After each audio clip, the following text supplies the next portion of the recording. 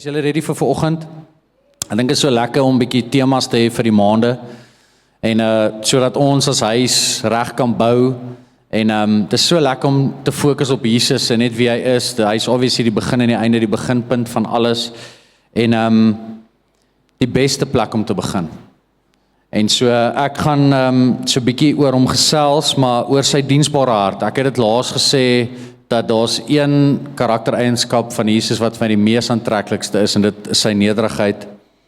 En ek wil gou vir julle lees. Ek het nou 'n paar skrifgedeeltetjies wat ek hier vir julle gaan lees. Hier's 'n hele paar.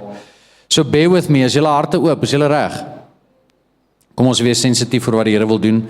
Matteus 20 vers 21 begin en dit sê, en hy sê vir haar, dit is nou Jakobus en Johannes se ma. Sy antwoord hom, sê dat hierdie twee seuns, Jakobus en Johannes, van my in u koninkryk mag sit, en aan die regterhand en aan die linkerkant. Het van julle Chosen gekyk? Het beeld dit eintlik so mooi uit. Hierdie twee boeties stry met mekaar. Kyk, hulle het nou al 'n rukkie saam Jesus gestap, en op 'n stadium is soos, yes, maar as hy nou, weet, hulle het obviously, die fokus was dat Jesus die fisiese redder gaan wees, wat hulle gaan red uit die Romeinse ryk uit, en so hulle is soos, okay, die oomblik as Jesus dan nou op sy troon sit, wie dink julle gaan nou die naaste sit, né? En dan kom hy hierso verder in Matteus 20 vanaf vers 25 tot 28 en dan sê dit, maar Jesus het hulle na hom geroep en gesê, julle weet dat die owerstes van die nasies oor hulle heers en die groot manne oor hulle gesag uitoefen, maar so moet dit onder julle nie wees nie. Maar elkeen wat onder julle groot wil word, moet julle dienaar wees. En elkeen wat onder julle die eerste wil word, moet julle diensknegt wees. Net soos die seun van God, seun van die mens, nie gekom het om gedien te word nie, maar om te dien en sy lewe te gee as losprys vir baie.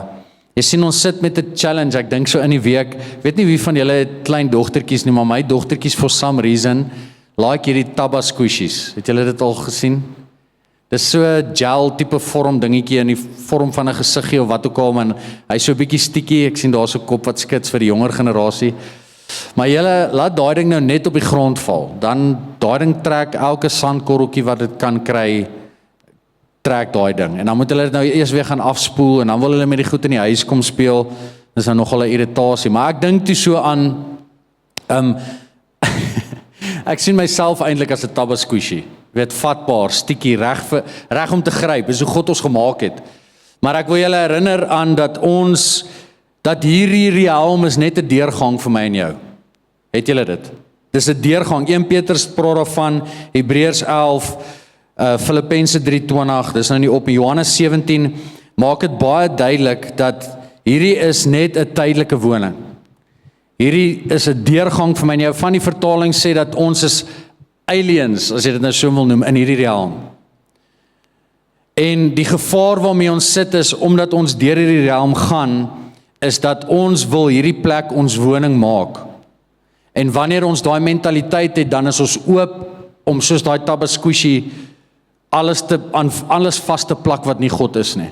En dit was eintlik so mooi dat ons daai oomblik van stilte gehad het om te besef dat ons lewe in die mees information age as ooit. Ons lewe in 'n tyd waar daar soveel geraas is en waar ons nodig het om onsself te herinner, en al hoe ons dit doen is om by Jesus se voete te sit en om te besef dat hierdie is alles tydelik. Dat God se koninkryk lyk totaal nou anders. En wanneer ons praat oor diensbaarheid, dan besef ons as ons kyk na die wêreld, gebruik die wat in die wêreld is, het een fokus, en dis om so gou as moontlik bo te kom, en die trappies van die leer is mense. Julle het al agtergekom? Ek wil kyk op hoeveel mense ek kan trap, solank ek by daai hoogtepunt van my beroep kan uitkom, is ek sharp. Die wêreld kyk na hulle lewens en sê, hierdie is my beroep, maar in die koninkryk is dit nie 'n beroep nie, dis 'n roeping. In die wêreld kyk ons dat almal die mooi karre wil ry, maar niemand is bereid om die mooi karre te was nie. In die wêreld sien ons dat almal in die mooi mansions wil bly, maar niemand is bereid om daai mansions skoon te maak nie. In die wêreld sien ons dat almal wil die koning wees, maar niemand wil die diensknegt wees nie. Het julle dit al agtergekom? Mahatma Gandhi het dit eintlik so profound gesê. Hy sê, the secret to success, the best way to find yourself is to lose yourself in the service of others. Dit is sukses. Romeine 12 kom Paulus en hy sê in die begin, ons het dit al so baie gelees, omdat ons 'n huis van aanbidding ook is, en meeste van julle glo ek weet dat aanbidding is nie 3 vinniges en 2 stadiges nie, ons het dit al so over gecommunicate, maar dis 'n leefstyl, maar dan sê hy, as ons nie op die altaar bly en daai vlam aan die gang hou nie, is daar 'n gevaar, en dit is vers 2 van Romeine 12, dat ek en jy gaan maar net soos die wêreld begin lyk, en ons gaan nie meer uitstaan nie. Dit is so mooi, wanneer God ons tot diensbaarheid roep, dan beklee hy ons met die hoogste posisie. Ek wil gou vir julle lees wat sy A.W. Tozer is profound. So bietjie Engels vir ons Afrikaans, maar hoor wat sê hy. One thing is certain, dis wat hy besef het. The call of Christ is always a promotion. Hoor julle wat ek sê? Wanneer God jou roep, is dit altyd 'n promosie. Dis altyd hoër op. Dis altyd om 'n ander denkwyse te hê of om anders te dink as wat jy aan gewoond is. Dan sê hy, were Christ to call a king from his throne to preach the gospel to some tribe in the Aborigines, that king will be elevated above anything he had ever known before. Moet ek dit vertaal in Afrikaans? Hy sê, sou God 'n koning hier van sy troon afroep, uit sy paleis uit, om die gospel in een of ander woud te gaan preek, vir 'n tribe wat nog nooit gehoor het nie, sal dit hoër wees as die posisie wat daai koning beklee het. Maak dit sin? Any movement towards Christ is ascent, and any direction away from him is down. Ek dink baie keer dink ons, wanneer ons kyk na Jesus en sy verwagtinge, dat hy verwag van ons om iets te doen wat hy nie gedoen het nie. Maar dis so mooi as jy in die Gospels gaan lees, dan besef jy dat daar's nie een ding wat Christus van my en jou verwag wat hy nie gedoen het nie. He left no stone unturned. En as jy saam met my kan gaan na Johannes 13 van vers 1 tot 9, is dit seker die mooiste verhaal van diensbaarheid wat jy gaan kry, en ek gaan dit vir julle lees. Now before the feast of Passover, when Jesus knew that his hour had come and that he should depart from this world to the Father, having loved his own who were in the world, he loved them to the end. And supper being ended, the devil having already put it into the heart of Judas Iscariot, Simon's son, to betray him, Jesus, knowing that the Father had given all things into his hands, and that he had come from God and was going to God, rose from supper and laid aside his garments, took a towel and girded himself. After that he poured water into a basin and began to wash the disciples' feet and to wipe them with a towel with which he was girded. Then he came to Simon Peter, and Peter said to him, Lord, are you washing my feet? Jesus answered and said to him, what I am doing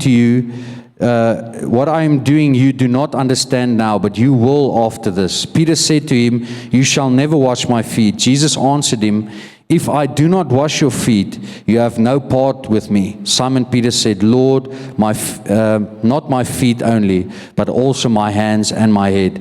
Jy sien iets profound wat hier gebeur, is daai gedeelte begin en dit sê, Jesus het geweet dat sy tyd hier op aarde tot 'n einde gekom. Daar is enige iets wat Jesus kon agterlaat in daai oomblik toe hy daai besef kry.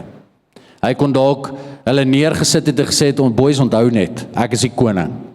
En miskien moet julle so een laaste keer voor my buig, voor ek na my Vader toe gaan. Maar wat is die laaste aksie wat hy uitoefen? Wat is die laaste voorbeeld wat hy stel? Wat is die laaste boodskap wat hy bring? And to make it even worse, of om nog klem op die significance te sit, is dat hy het geweet dat daar is een onder hulle, wie se voete hy vandag gaan was, wat hom gaan verraai. Het julle al ooit gewonder oor hoekom Petrus nie wou gehad het Jesus met sy voete was nie? Wie het al daar gewonder? As jy mens kyk na Petrus en jy dink, yes man, die ou is up and down, dan doen hy wat Jesus sê, en dan is hy in Jesus se pad, en dan bestraf Jesus die duiwel, wanneer Petrus, shame, die man, maar Jesus was nog steeds lief vir hom, en hy het hom 3 keer toe nou weer aangestaan, sy posisie op die einde. Maar julle, iets profound gebeur hierso, wat baie significant is. Julle moet verstaan, in die kultuur van daai tyd was daar diensknegte, right? Verskillende diensknegte. Maar daar was ook verskillende vlakke van diensknegte, levels, glo dit of nie. Nou die een wat voete was, van al die diensknegte was die laagste. Met ander woorde, as iemand 'n slaaf was of moes dien, sal hulle hand opsteek vir enige iets, behalwe vir daai rol. Nou imagine net julle, ek dink julle het die mooiste FOM's gehad en die Nike, al die Nike tekkies wat ons vandag dra nie. Daai ouens het met hulle plakkies die wêreld, as hulle plakkies gehad het, die wêreld vol geloop. Dan was daar een by die deur, veral obviously by die meer belangrike mense, die mense wat dalk bietjie meer finansiëel sterker was daar een by die deur wat voete gewas het. Maar slawe onder mekaar het gesê, ek sal enige slaaf wees, net nie daai een nie. In die lig van die kultuur van daai tyd, kom hier die man. Nou moet julle verstaan, die disippels is trots op hom, né? Hy is besig om al hoe meer famous te word. Hulle is trots, hierdie is ons koning, hierdie is ons verlosser. As jy The Chosen kyk, sal jy nou sien, Judas is die een wat die geld hanteer, maar kyk, hy wil seker maak ons plakate oral op. Jy weet, hy vat hierdie geld, kyk, sit Jesus se gesig op. As ons Galilea toe gaan, hy gaan preek, moet hulle weet hy's daar. Hulle was trots op hom. So Petrus kyk hier in 'n oomblik toe Jesus afsak, en wat gebeur in Petrus se hart? Hy raak skaam. Hy voel skaam en hy dink by homself, Rabbi, jy kan nie nou hier afsak nie. Ek kan net imagine hoe die ander disippels vir mekaar kyk en sê, yes ouens, maak toe die deure, maak toe die vensters. Maar hulle kan hom nie so sien, hierdie is 'n skande, ons moet sy image beskerm. Die laaste ding waar Jesus dink is dit. En Jesus sê vir hom, Petrus, as ek nie jou voete was nie, het jy nie deel in my koninkryk. En Petrus sê, was alles. Maak dit vir julle meer sin. Jesus het radikale goed gesê en hy het radikale goed gedoen.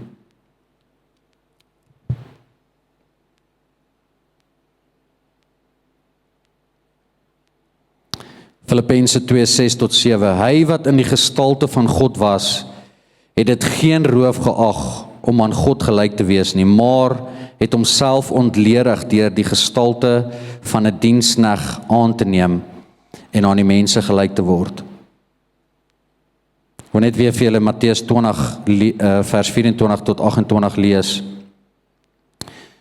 Hy sê, you know that the rulers of the Gentiles lord it over them, and those who are great exercise authority over them. Yet it shall not be so among you.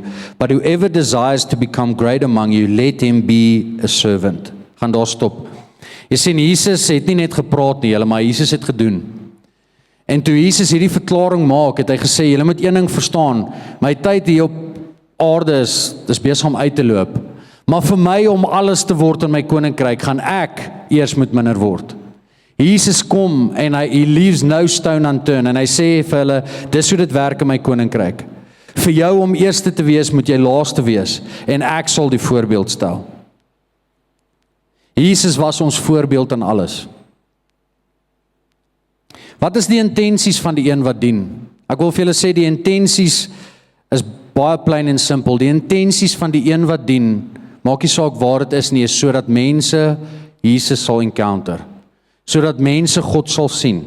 Romeine 12 vanaf vers 10 tot 12 sê dit so mooi. Wees hartlik teenoor mekaar met broederlike liefde. Die een moet die ander voorgaan en eerbetoning. Wees nie traag in jou ywer nie. Wees vurig van gees, dien die Here, verbly julle in die hoop, wees geduldig in die verdrukking, volhard in gebed. Hy sê, moenie terughou nie. Hy sê, kom met excitement, kom met ywer en dien mekaar. Wees sagmoedig met mekaar, wees daar vir mekaar, sodat mense hom sal sien. Hoe lyk dit om ander te dien? Julle, ons lewe in 'n tyd wat in alles wat ons doen, soek ons hande klap. Ons lewe in 'n tyd wat ons either by 'n kerk instap of by 'n besigheid en ons almal droom net van een plek. We want to be the one who is celebrated in the room. Ons lewe in 'n tyd waar soveel aanstoot neem in hulle harte en aanstoot dra vir jare aan een, want hulle fokus is op die verkeerde plek. Kim Walker het 'n profound ding gesê, sy sê, if you live by the applause of man, you will die by their criticism. Met ander woorde, as jy vir mens wil leef, moet jy weet dat jy is besig om in jouself 'n stadige dood te sterf. Kolossense 3 vanaf vers 23 tot 24 en ek bid dat dit ons perspektief en ons fokuspunt sal wees. En wat julle ook al doen, doen dit van harte soos vir die Here en hoor hoe duidelik sê hy dit hier, en nie vir mens nie. Omdat julle weet dat julle van die Here af die erfenis as vergelding sal ontvang. Jesus, hierdie Afrikaans is groot, liewe ouers. Praat van julle nog so. Ek sê nou die dag so, daar's party mense wat hulle stemtoon verander as hulle met die Here praat. Dan sê ek wonder of dit so gaan wees as ek met my vrou praat en ek's nou besig om 'n Blue Ball game te kyk en ek soek 'n glasie Coke. En Anja staan nou in die kombuis en ek sê, Anja, kaneth, jyeth, assebliefeth, vir myeth. Koketh ingooieth. Wanteth.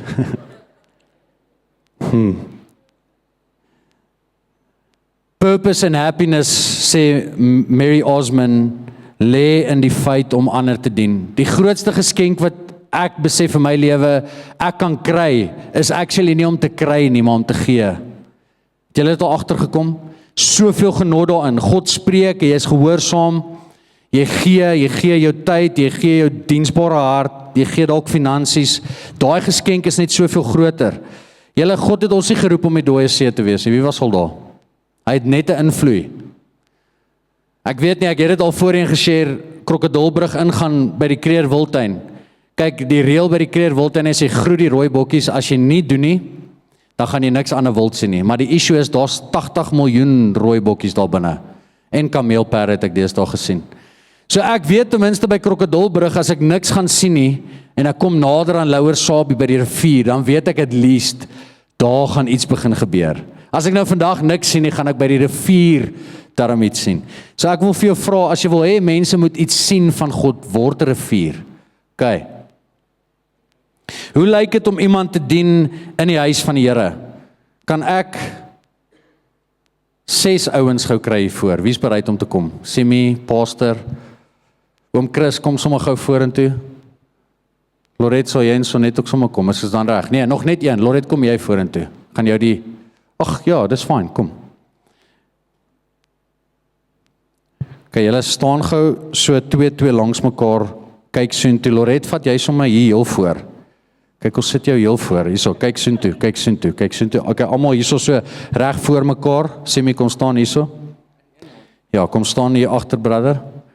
Henkie, skuif jy ook so net. Kom vat jy sommer middel hierso. OK. Nee, langs mekaar, ja. Net, Simi, nee, staan, ja, nee, daar mag net een voor wees. Simi, staan terug. OK, julle.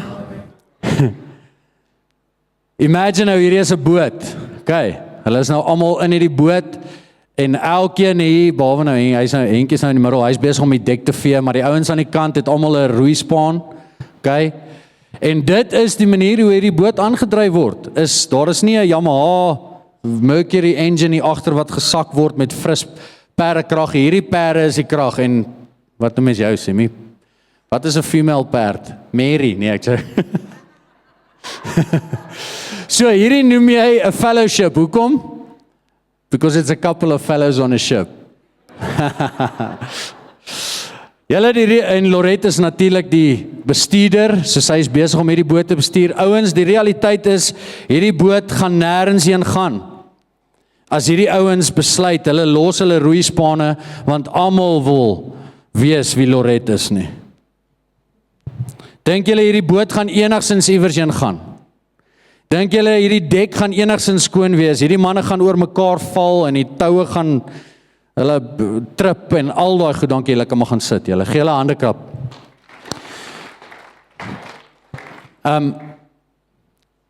Hierdie skip gaan nêrens heen gaan as daar nie mense is wat hulle hand opsteek om te sê ek sal dien nie.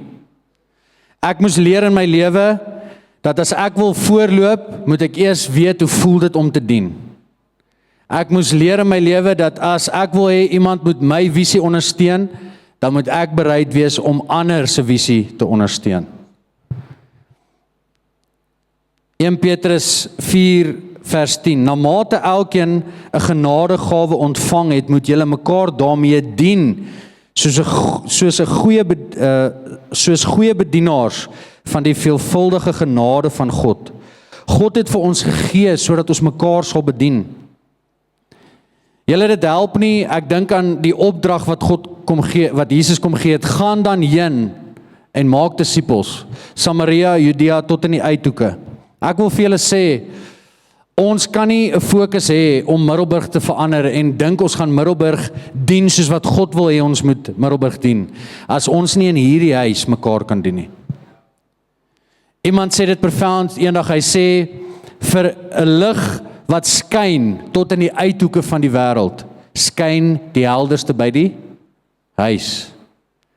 Ons het nodig in hierdie huis om 'n Christus te beleef in mekaar wanneer dit kom by diensbaarheid. My challenge, en wanneer ons kom by ons huwelike, my challenge is so, ek moet myself die heeltyd breek as man van die huis, om heeltyd te ver te kyk, want as jy in ons sodanigheid van bediening is, wil jy die nasies verander, en dan kom sê God vir my, Enrico, moet net nie 'n ander vrou of 'n ander vrou se kinders meer bedien as wat jy jou vrou en jou kinders bedien nie. Hulle is my eerste prioriteit.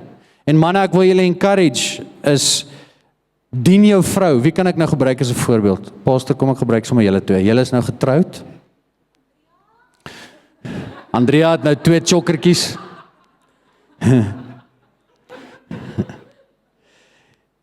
Hier is die mooi ding van die woord ondersteun. Okay, hulle is nou getroud, happily married. Ek is Jesus in hierdie rol. En wat ek doen is, ek maak myself so laag, dat ek bereid is om onder Willem in te kom. Hier. En omdat ek myself so laag maak, kan hy as man vir sy vrou homself laag maak. Jesus hou hom op en hy hou haar op. En anderste om, dankie julle, is maar net 'n voorbeeld. Ek dink so aan die Amalekiete wat geveg het teen die Israeliete, en dan sê dit daar, but Moses' hands became heavy, so they took a stone and put it under him, and he sat on it, and Aaron and Hur, dis nou nie 'n vroulike Hur nie hoor, dis met 'n supported his hands, one on one side and one on the other side, and his hands were steady until the going down of the sun. Dis wat ondersteuning doen, ons almal is in 'n battle in ons huwelik. Mans, ons het 'n ander tipe battle, dames, julle het 'n ander tipe battle. Maar vir ons hande om op te bly, vir ons om die oorwinning te bly sien, het ons mekaar nodig om mekaar te ondersteun. En die liggaam werk het presies dieselfde. Hier is nie een hier wat vrygeskeld is. Josie, is dit die regte woord, nee? Vrygeskeld is van die swaarhede van die lewe nie. Daar is 'n konstante pressing, soos wat Paulus van praat, van die wêreld aan die buitekant, wat ons druk soos 'n tandepasta bysie. Tot White het mos gesê, is wanneer die wêreld jou so druk, wat jy kan sien wat uitkom, nee, wat eintlik in jou hart is. Vir ons om vrug te sien in ons verhoudings, vir ons om vrug te sien in ons huwelike, is daar iets wat moet gebeur. Jy sien, God se koninkryk werk so, om te lewe, moet jy sterwe.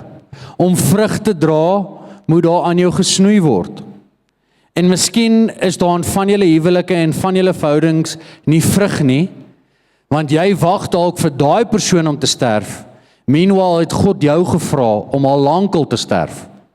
Ek sal nooit vergeet, kyk, in my en Anja se huwelik is sy altyd reg en ek's nooit verkeerd nie.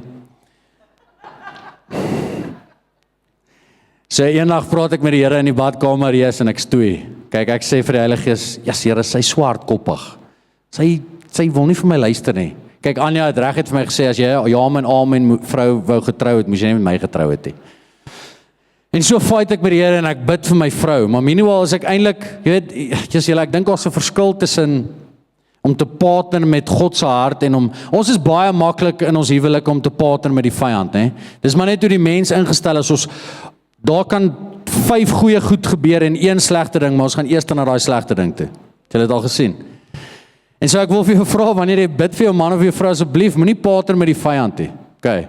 Moenie accusations bring, maar nou sê ek soos, Here, U moet haar verander. Here, sy swaardkoppig, sy wil nie luister nie, sy wil nie submit nie. En die Heilige Gees stop my net daar en hy sê, Enrico, sy sê die een wat die probleem is, en jy is die een. Sien, die Heilige Gees is jou eerste accountability partner, nie jou man of jou vrou of jou beste chom nie. Gabriel sê dit so mooi wat hy bedien het, hy sê, you cannot unheard the Holy Spirit. Kyk, as hy gepraat het, het hy gepraat, daar's wel een ding wat jy kan doen, en dis om ignoreer. Maar manne, dan saal jy vir jouself 'n pertjie op. Kyk, hulle sê, daar's 2 vrouens in het home, by die potte en panne afdeling, het julle dit al gesien? Die een vrou haal af, die pan, dan staan sy so, dan maak sy so, en dan kry jy die ander vrou wat die pan afhaal, en sy maak so. Jy wil nie daar, jy soek haar eerste een, man, sy moet vir jou lekker pannekoek bak. Johannes 12:24 sê, most assuredly, kom Jesus en hy sê, I say to you, unless a grain of wheat falls into the ground and dies, it remains alone, but, ground and dies, it remains alone, but if it dies, it produces much fruit. Johannes 15 vers 1 tot 12 sê, I am the true vine, and my Father is the vine dresser. Every branch in me that does not bear fruit, he takes away, and every branch that bears fruit, he prunes. So vir ons om meer vrug te dra, julle in ons huwelike, ons is mekaar se werkswinkels. Ons is soos 2 balle wat teen mekaar rol. Ons skuur mekaar mooi glad.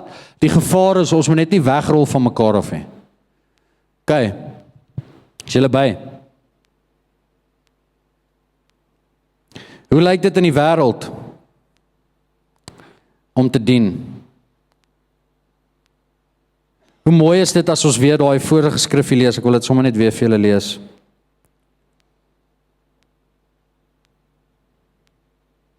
Sorry, dis nou Janie begin. Kolossense 3:23 tot 24. En wat julle ook al doen, doen dit van harte soos vir die Here en nie vir mens nie. Julle, ons sit te veel verwagting op mense. Ek wil vir julle sê, jy gaan dalk hierdie reaksie kry in die wêreld waarvoor jy gedink het wanneer dit kom by jou diensbaarheid nie. Want wanneer jou fokus op Jesus is, kan ek jou beloof, gaan jy baie meer kan hanteer as wat jy tans hanteer. Ons verwag, en ek sê dit so baie, ons verwag dat mense wat in die wêreld is en nie die God dien wat ons dien nie, moet dink en optree soos wat ons optree. Newsflash, julle, it ain't gonna happen. Until they find Jesus. Hoe gaan hulle Jesus vind? Deur te kyk na die nederige een, wat nie daai persoon dien of jou baas dien by die werk, maar die een wat konstant God dien en homself neerlê vir God.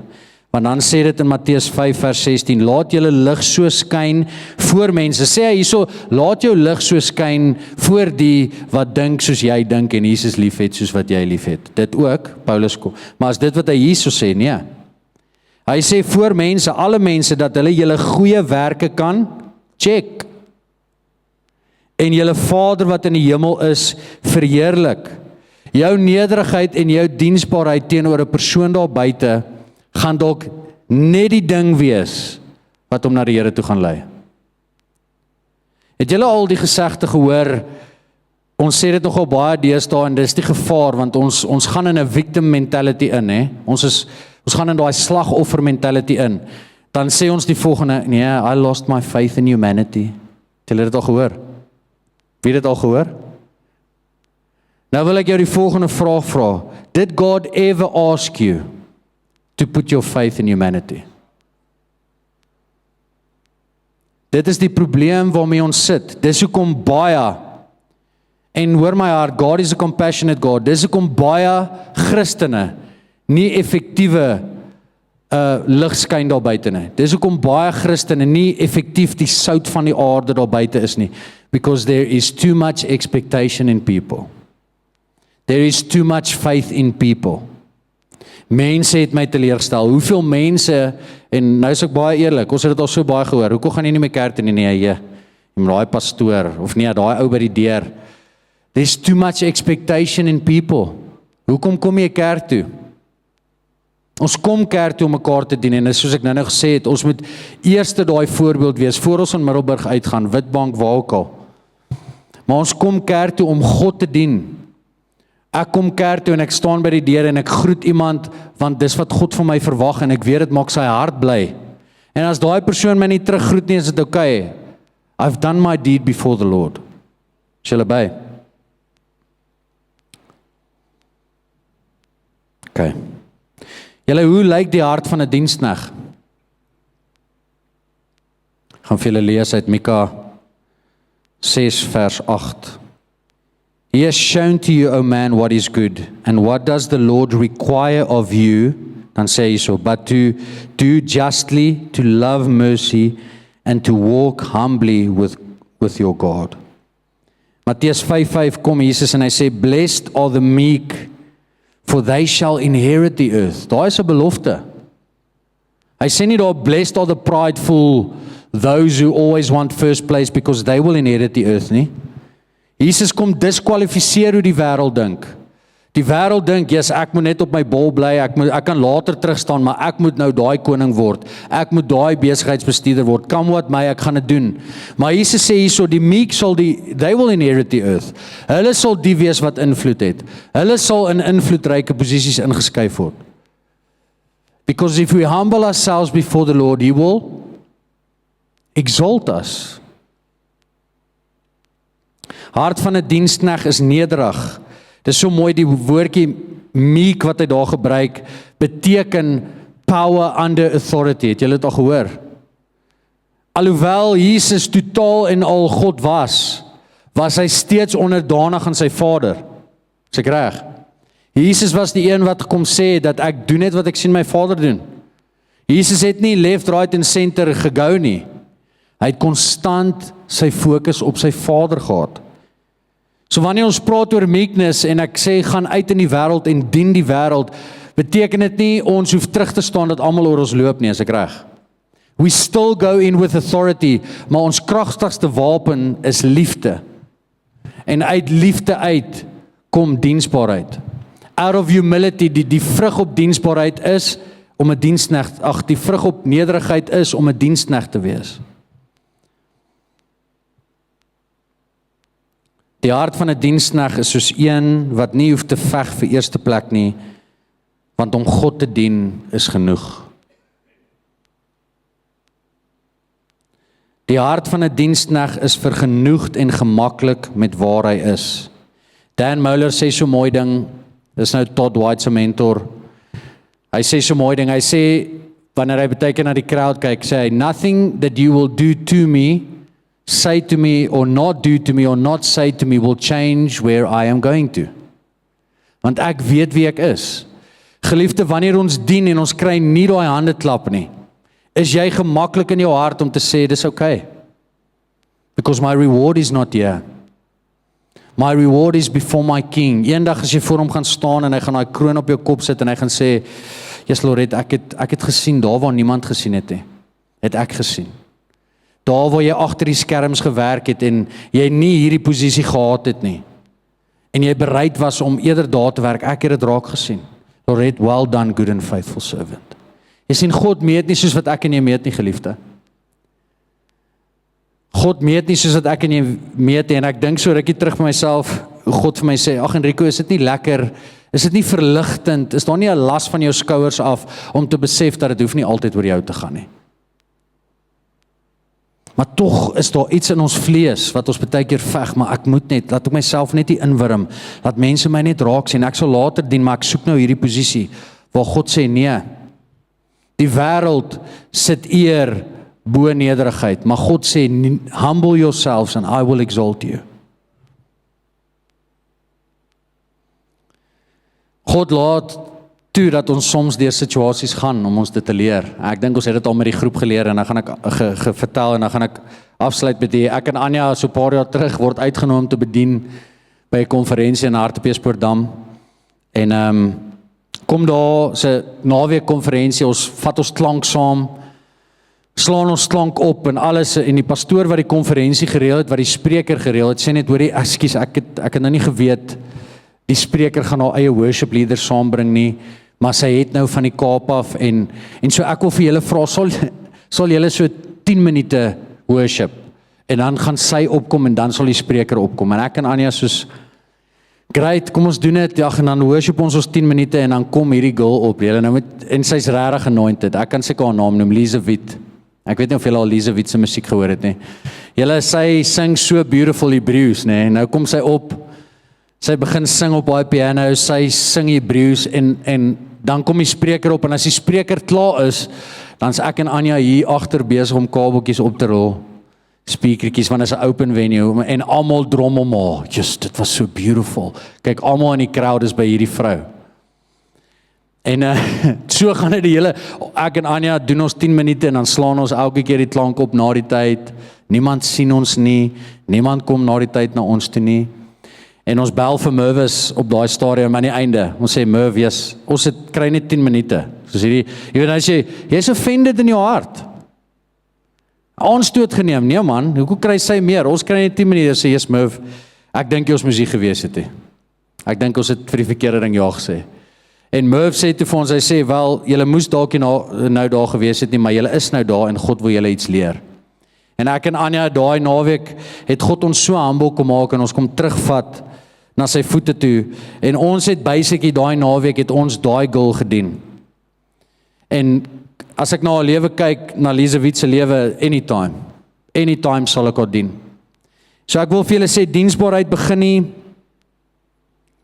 en ons sê dit altyd oor aanbidding. Aanbidding begin nie wanneer ons die eerste instrument speel nie. Aanbidding begin wanneer ons daai eerste kabel uitlê, wanneer ons daai speaker op sy plek sit, wanneer ons die mic stands reg sit. Aanbidding begin by diensbaarheid. So ek wil ons as huis encourage, kom ons maak onsself soos Jesus, kom ons wees soos die saad wat in die grond moet val. Manne, dames in jou huwelik, as jy vrug wil sien, gaan daar 2 goed moet gebeur. Jy gaan moet sterf konstant soos 'n saad in die grond. En net as jy dink jy dra nou lekker swaar, is dit dalk nie net vrug wat jy dra nie, maar daar's ander goed wat God dalk moet kom snoei, sodat jy actually die regte vrug sal dra.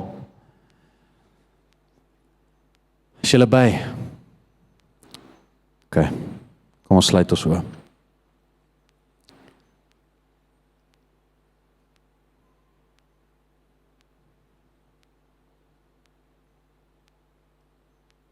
Ja, Here, wanneer ons kyk na U, dan kan ek nie help om te dink, wie is daar soos U nie? Die een wat tot die ekstreme gegaan het om vir ons te wys hoe nederigheid lyk, hoe diensbaarheid lyk. Here, hoe is dit moontlik, of hoe moes dit wees om in die kultuur van U tyd die posisie in te neem wat niemand wou inneem nie? Maar Here, ons besef dat die fokus was op die Vader. Die fokus was om die Vader te dien. Die fokus was om sy hart tevrede te stel. Here, in die kultuur van ons tyd, kom help ons, kom help die kerk, kom help Presence, kom help ons huwelike, ons verhouding met mense, dat ons nie soos die wêreld sal lyk nie. Here, help ons om elke dag ons kruis op te vat. Help ons, kom herinner ons elke dag dat ons het in U gesterf, voor ons en U kon opstaan. Help us to take the lowest seat. Help ons ten spyte van ons werkgewers wat soms net so onvergenoegd is. Nothing pleases them. Hulle is die hele tyd ongelukkig. Help ons om in daai oomblikke ons fokus op U te sit en te weet, maar ons dien U. Ons werk vir U. Ons is aan diens van die koning van die heelal. Here, dis daar waar ons genot vind, soos hulle in die Engels sê, dis daar waar ons purpose vind, is om U te dien en om ander te dien. Here, ek bid dat dit kenmerkend sal wees in hierdie huis. Die nederigheid en die diensbaarheid met hoe mense hier instap en dit wat hulle vir mekaar doen. Here, ek dink ons kyk altyd so na die wêreld en soms het ek dit al gehoor dat mense sê ek sal eerder my aardse vriend bel, want hy is altyd daar vir my, en die mense van die kerk maak net beloftes. Ek bid dat ons, ek wil sê, amper daai ding sal debunk, dat ons daai ding sal uitkanselleer in ons aksies, Here, nie net in hoe ons praat nie, maar dat ons onsself werklik sal nederig maak vir die om ons, sodat hulle U sal sien en U sal verheerlik. Here, ons kan dit nie alleen doen nie, ons het U krag nodig, ons het U wysheid nodig, ons het U as voorbeeld nodig. Here, mag ons huwelike in hierdie huis floreer. Mag ons mekaar ondersteun, mag ons nie bang wees of skaam kry om onder mekaar in te kom nie. Mag ons teen die reël van society beweeg, waar mans die hele tyd heers, of vrouens nou, daar's net soveel ongesonde goed aan die gang. Help ons in ons huwelike dat ons die voorbeeld sal stel. Help dat ons kinders sal wys hoe ware diensbaarheid lyk, hoe nederigheid lyk, Here. Help ons om ons trots te sluk. Help ons om vinniger jammer te sê, as om ons aksies te justify. Al wat ons kan sê is, help ons, help ons, help ons. Here, ons is lief vir U, en daar is niemand soos U nie. En almal sê, Amen.